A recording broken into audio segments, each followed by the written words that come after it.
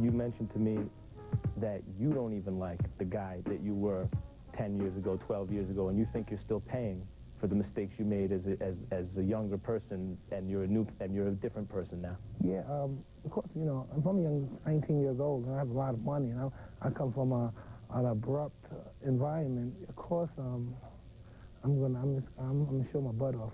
Yeah, I'm gonna make a fool of myself, which I did. I've done a lot of things I'm not proud of. I think about it now, I even tremble, but it happened. There's nothing you can do about it.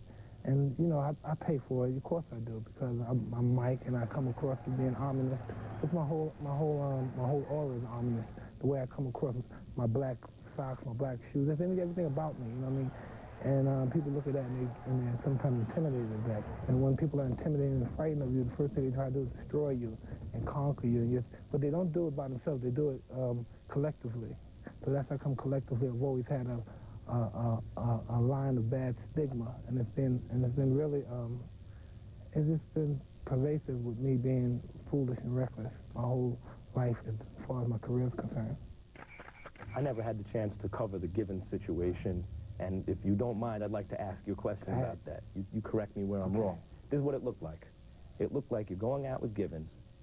It looked like she faked the pregnancy in order to get married to you. Faked the miscarriage. Hey, do you think she was really pregnant? I don't care if she was at the time. That time I was feeling that feeling for eventually. I thought in my mind she would be pregnant eventually. I didn't know if she was pregnant or not.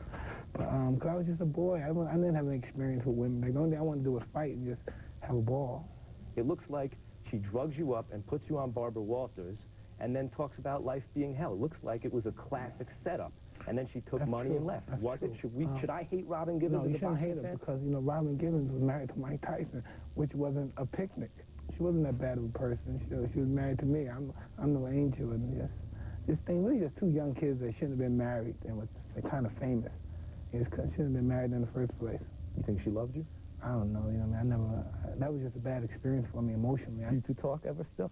No. My wife would kill me.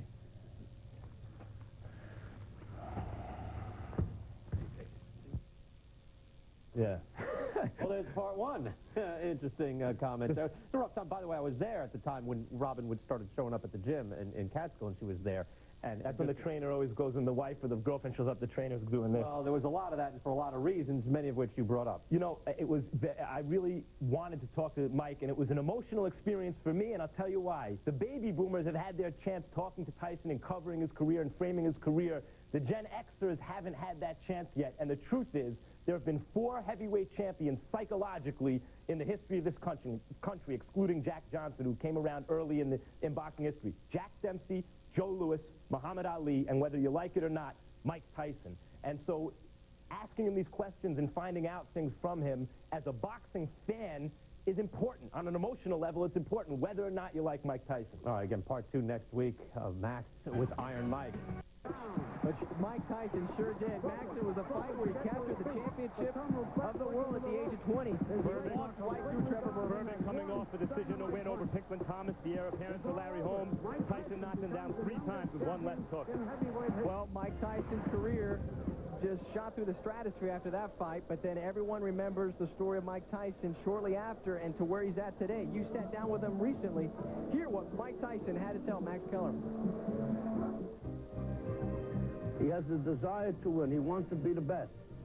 And with a fellow with this type of competitive spirit, plus the knowledge that he has gained and the punching power, I can't see him lose.